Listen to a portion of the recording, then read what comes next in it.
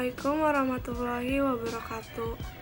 Perkenalkan, nama saya Fajrina Alivia Bahri dari kelas A Praktikum 1 Manajemen Agribisnis Angkatan 57. COVID-19 pertama kali ditemukan di Wuhan, Cina pada tahun 2019. Virus ini telah menyebabkan kasus infeksi di sebagian besar negara di dunia, termasuk Indonesia. Kasus pertama di Indonesia diumumkan pada awal Maret 2020 dan kini telah memasuki bulan ke-8 masa pandemi COVID-19. Itu merupakan hasil penelusuran setelah seorang warga negara Jepang yang baru saja dari Indonesia dinyatakan positif COVID-19. Kurang dari 40 hari, tepatnya pada 9 April 2020, virus corona dinyatakan telah menyebar ke 34 provinsi di Indonesia. Dalam 5 bulan terakhir, Indonesia telah mencatat 100.000 kasus infeksi virus corona dengan rata-rata kasus harian pada saat itu sekitar 1.000 kasus. Sebelum Oktober berlalu, angka infeksi virus corona di Indonesia telah menembus 400.000. Tepatnya pada 28 Oktober 2020. Itu artinya Indonesia melaporkan 200.000 kasus dalam waktu kurang dari 2 bulan. Lebih cepat dibandingkan 200.000 kasus pertama yang membutuhkan waktu sekitar 6 bulan. Wajar saat ini kita merasa khawatir akan terinfeksi virus tersebut karena penularannya yang sangat cepat. Namun, kita bisa mencegah penyebaran virus COVID-19 ini dengan 5 langkah mudah berikut.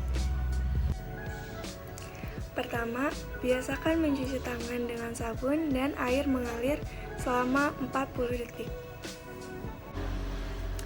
Atau, jika kalian sedang beraktivitas di luar dan tidak menemukan sabun serta air mengalir, kalian dapat menggunakan hand sanitizer dengan kandungan alkohol 60-70%.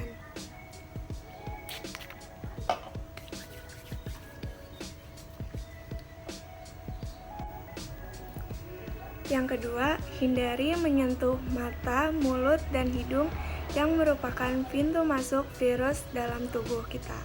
Jika kalian batuk dan bersin, jangan menutup mulut menggunakan tangan.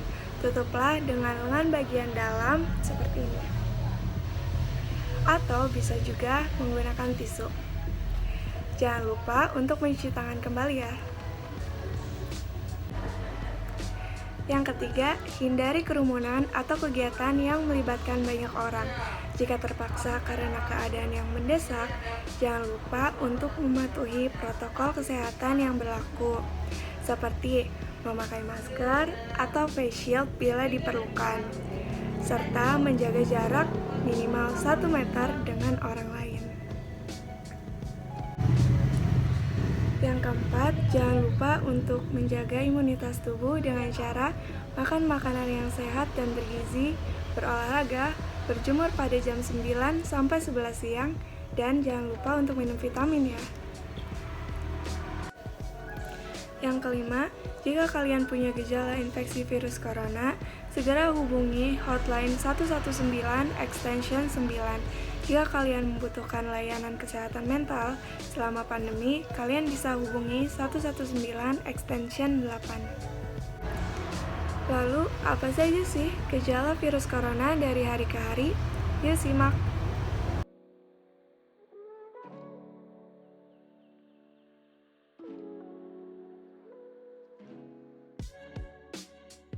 Hari pertama, pasien alami demam, kelelahan, nyeri otot, serta batuk kering. Pada hari kelima, pasien alami kesulitan bernapas, biasanya terjadi pada pasien berusia lanjut atau memiliki riwayat penyakit lain. Hari ketujuh, rata-rata pasien masuk ke rumah sakit. Hari ke-8, 15 pasien alami sindrom gangguan pernapasan akut. Pada hari ke-10, pasien alami gangguan pada bagian perut dan kehilangan nafsu makan.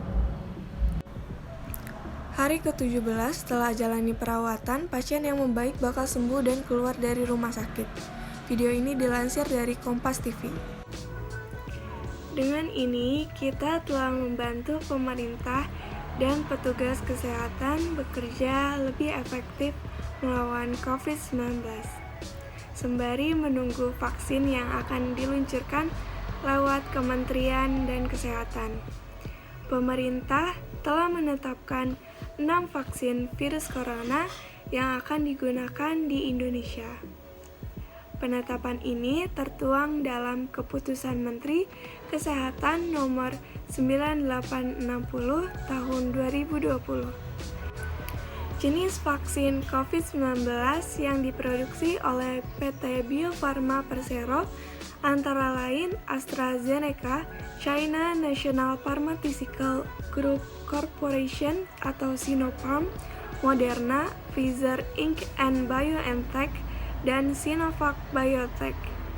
Vaksinasi tersebut direncanakan akan dimulai pada awal tahun 2021. Nantinya sejumlah vaksin COVID-19 ini baru bisa digunakan setelah mendapat izin edar atau persetujuan penggunaan darurat oleh Badan Pengawas Obat dan Makanan (BPOM). Kini pertanggal 6 Desember 2020, vaksin COVID-19 tiba di Indonesia melalui Bandara Soekarno-Hatta, Cengkareng. Vaksin tersebut diangkut dengan menggunakan pesawat milik maskapai PT Garuda Indonesia terbuka. Pesawat jenis Boeing 777-300ER tersebut mendarat di Bandara Soekarno-Hatta pukul 21.25 waktu Indonesia Barat. Yang terpenting, tetap tenang dan jangan panik dalam menghadapi pandemi virus COVID-19. Jangan sampai termakan dan terprovokasi oleh berita-berita hoax. Selalu jaga kesehatan dan lakukan kegiatan bekerja, belajar, dan beribadah dari rumah. Walaupun kita tetap di rumah, jangan sampai kita kehilangan produktivitas kita ya. Banyak hal yang dapat kita lakukan, seperti membersihkan rumah terlebih dahulu agar virus tidak masuk ke dalam rumah. Kalian juga bisa melakukan hal yang kalian suka. Contohnya, kalau kalian suka nyanyi dan bermusik, kalian bisa mengcover lagu di Instagram. Buat yang suka dance, kalian bisa main TikTok. Atau kalian yang suka bisnis, kalian bisa memulai bisnis kalian dari rumah dan dijual lewat Instagram atau aplikasi e-commerce. Karena di masa pandemi ini, orang-orang lebih banyak berbelanja lewat aplikasi e-commerce. Atau kalian juga bisa berolahraga, membaca buku, menonton film, memasak, bercocok tanam, atau kegiatan lain yang kalian suka. Walaupun kita berada di masa pandemi, namun ada hal yang patut kita syukuri dari adanya pandemi ini, yaitu pola hidup kita yang menjadi lebih peduli akan kesehatan diri sendiri maupun orang lain. Kita juga lebih bisa dekat dengan keluarga, serta teknologi yang dari hari ke hari semakin canggih dan semakin bermanfaat dalam kehidupan sehari-hari. Lalu, tren teknologi apa saja sih yang berkembang di masa pandemi ini yang bisa membantu kita dalam menerapkan protokol kesehatan? Yang pertama, belanja online, pesan antar makanan dan kebutuhan pokok hanya lewat handphone. Yang kedua, sistem pembayaran digital. Karena virus mungkin saja dapat menempel pada uang, maka dari itu sistem pembayaran digital adalah hal yang efektif. Yang ketiga, teknologi penunjang bekerja remote. Bekerja jarak jauh memanfaatkan teknologi seperti ruang rapat virtual, Zoom, dan Google Meet, penyimpanan berbasis cloud, aplikasi manajemen project, dan yang lainnya. Yang keempat, inovasi belajar jarak jauh.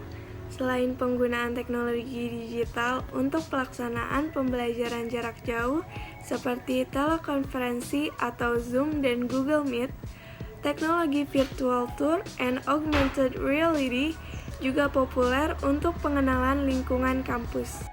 Yang kelima, telehealth. Teknologi ini memfasilitasi layanan kesehatan jarak jauh seperti konsultasi dokter lewat aplikasi dan diagnosis otomatis dengan bantuan artificial intelligence. Yang keenam, digital entertainment, untuk menghilangkan jenuh di kala pandemi, seperti YouTube dan Netflix. Yang ketujuh, ada teknologi sektor publik. Dengan bantuan teknologi digital, pemerintah secara transparan dapat menyajikan data, melakukan pemetaan kasus, pendataan bantuan sosial, meningkatkan efektivitas tes masif, dan mendengar aspirasi masyarakat secara efektif. Pandemi telah mendorong beberapa kemajuan di bidang teknologi yang dapat kita manfaatkan untuk menunjang kehidupan di masa sekarang ini. Kita bersama-sama cegah penyebaran virus ini dengan melakukan segala kegiatan di rumah saja. Nikmatilah waktu bersama keluarga. Jika ada kebutuhan yang mendesak yang harus dilakukan di luar rumah, tetaplah patuhi protokol kesehatan yang berlaku sebagai langkah pemutus rantai penyebaran virus COVID-19. Ayo Indonesia, khususnya warga IPB, kita sama-sama cegah penyebaran dan penularan COVID-19 agar kita bisa bertemu di kampus tercinta kita.